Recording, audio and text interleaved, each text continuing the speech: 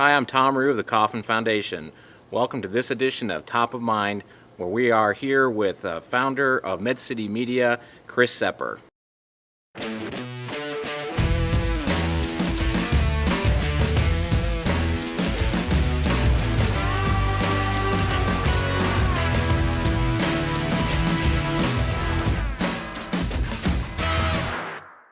Hi, welcome to this edition of Top of Mind. I'm here today with Chris Seper, entrepreneur, founder of MedCity Media, a company that's, I think, doing a big part to redefine what journalism is in today's society.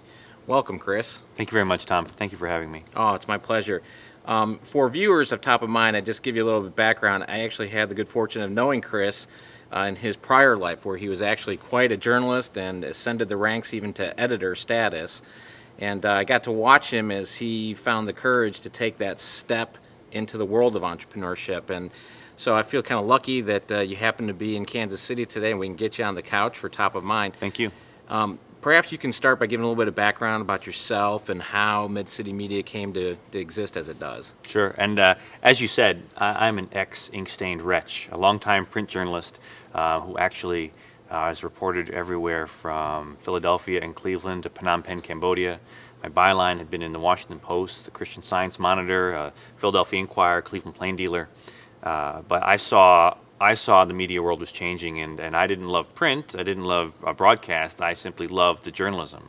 And I said there was this change happening with digital, and I have always wanted to be a part of that change. And so living in Cleveland, which is one of the hot spots of healthcare, I said, wow, there is no, in this new digital world, there's no one place to go for great business of health news at a time when healthcare was transforming in front of our very eyes. And so I'm ready to be a bigger part of what's happening in media, and I wanted to serve so many people out there by writing about healthcare. You know, we talked about this earlier today, and specifically, you know, the art, the craft of journalism and the integrity and, you know, the kind of the opinion that as things shift to a digital frontier, that somehow that standard has changed. And I know we had a pretty heated conversation about that. You know, I would like you to share that view as you see it and how it's impacting the industry. Sure. There's a different dynamic happening with online journalism versus traditional being print and broadcast. Print was more of an exact science. Now that you're digital, with so many people contributing to it, with Twitter and with Facebook and with real-time reporting, it's sloppier. It's messier. There are more mistakes that happen at a Sandy Hook tragedy reporting than there would be 10 or 15 years ago. But the journalism today is actually better. You have more people contributing information to get to the bottom of a story, which is really what journalism has really been all about. And it's more diverse than it's ever been before, which should be rewarding to this country. Despite how hard they tried, newspapers and TV stations never could get to an acceptable level of diversity in their newsrooms. Now you have digital journalism, which everywhere is getting every voice involved in the mix. Is that what they're referring to as kind of like the citizen journalist now and the input of that?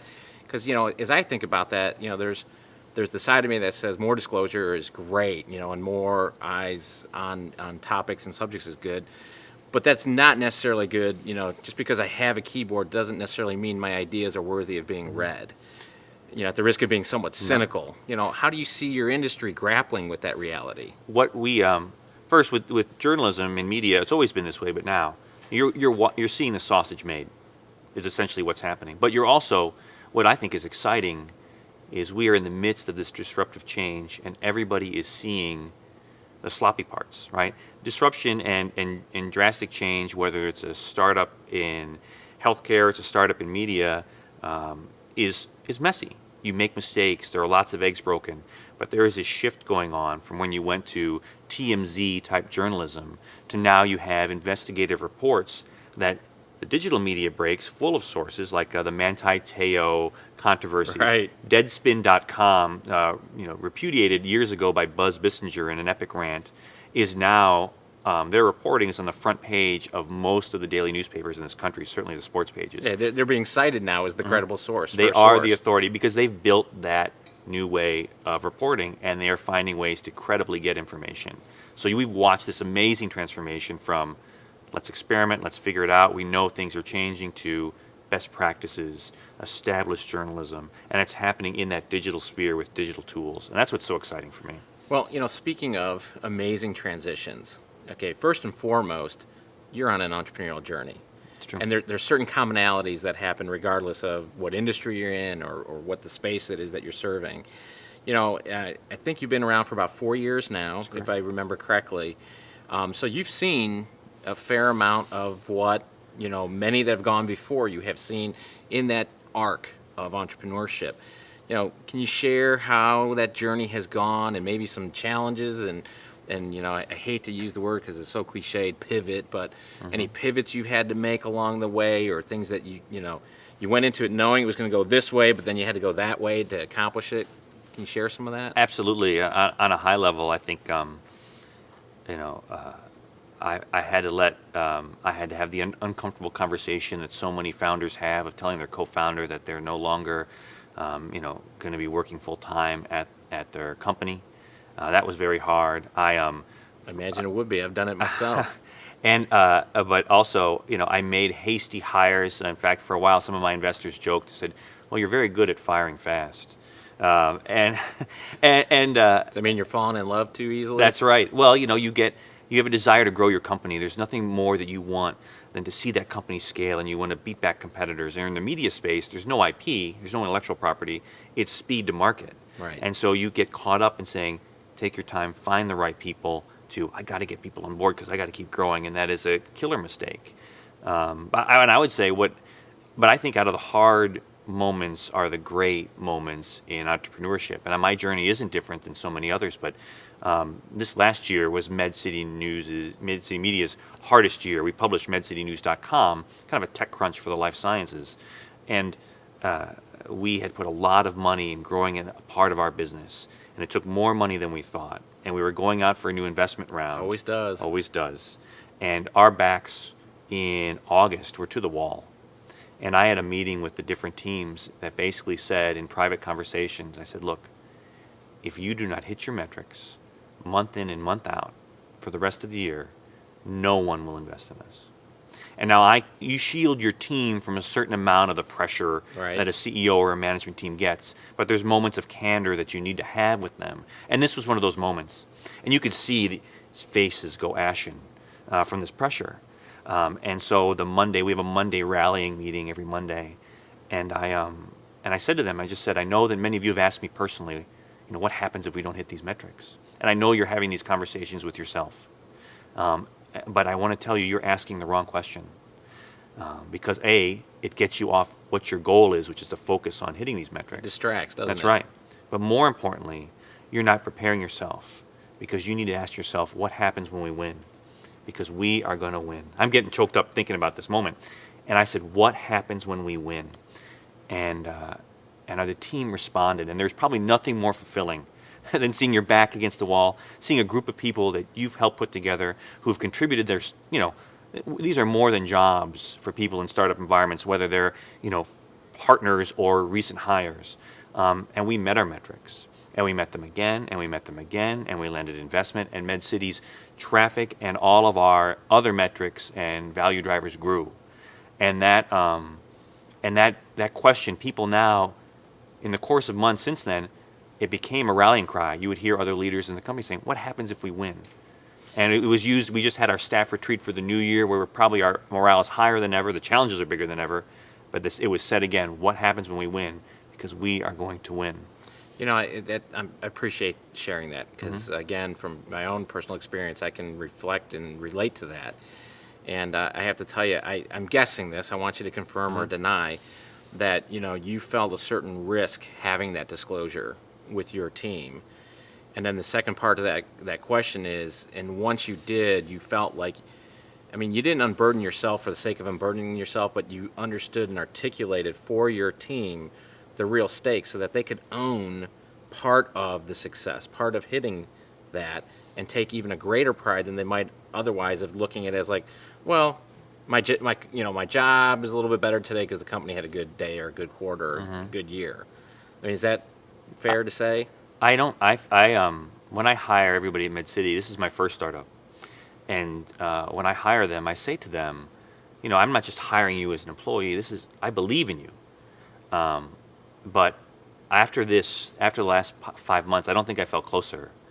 And you're right. There was you shield people because you wonder how much they can take. Sure. The team is more battle hardened, and I am more candid now with them than ever because I trust them more, and I think they trust me more.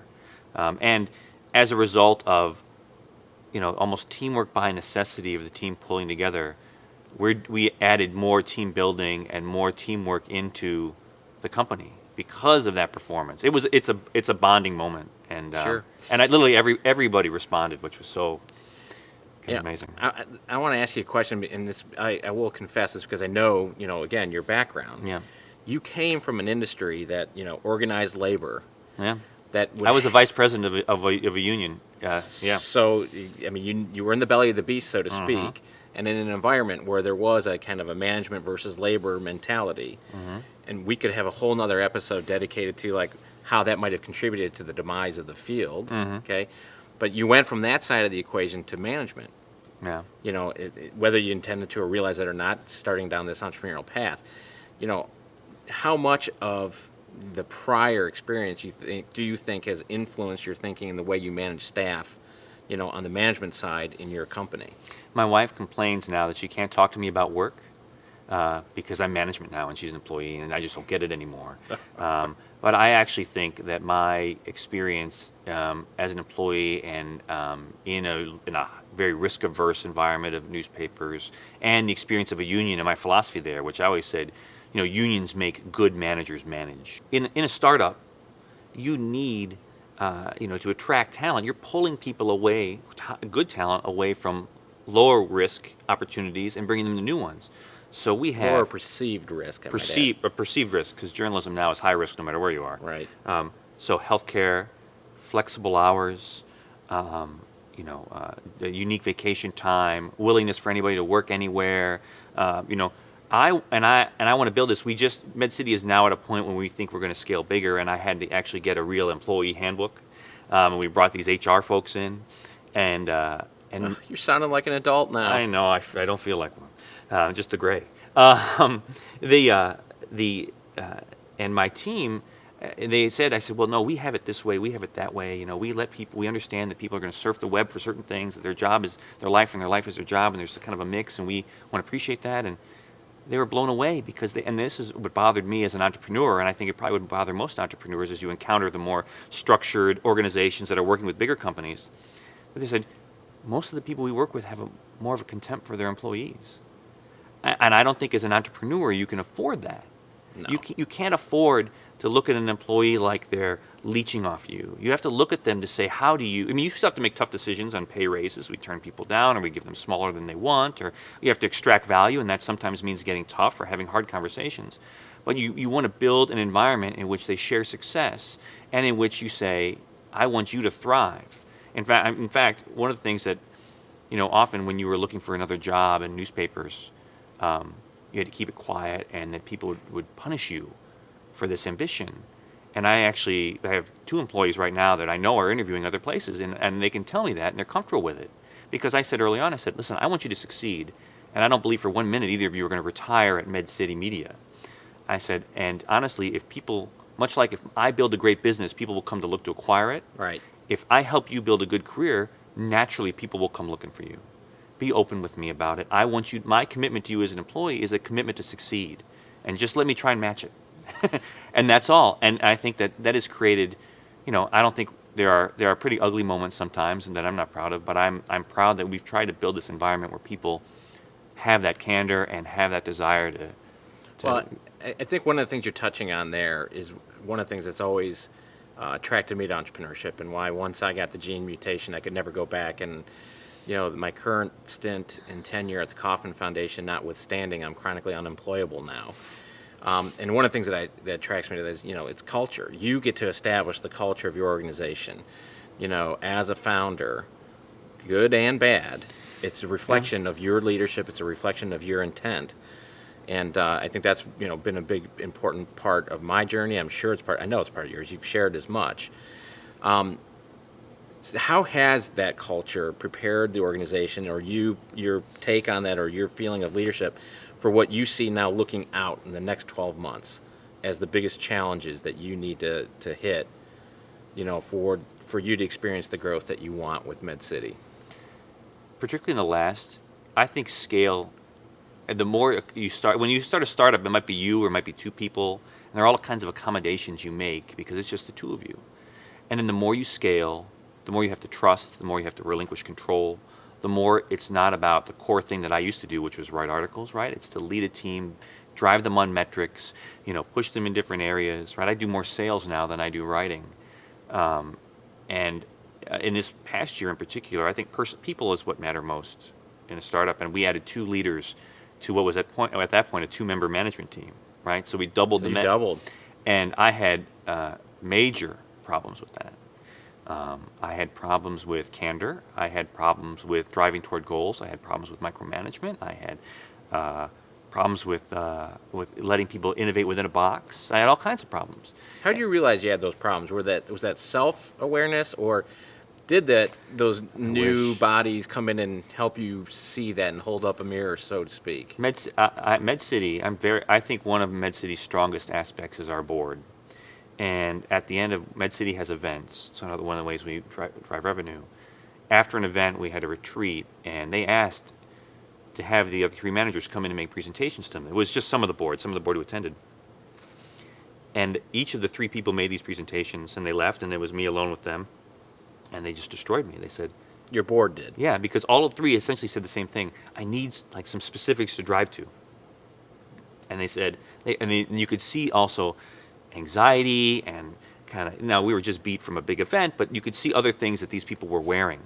And the board said, you got to get your act together. I mean, you articulate things to us that are so clear that you should move forward, but where is that for these 3 people? How are you focusing these people? And they came at me. They saw the failings of somebody who was, spent, 20 years tramping around with a notepad trying to manage people. And to the credit of my board, and I hope a little bit to me, where I said, all right, let's hunker down. We spent 2 weeks of different kinds of sessions talking through things and setting up goals and reading the management books. It sounds cliche, but it's true.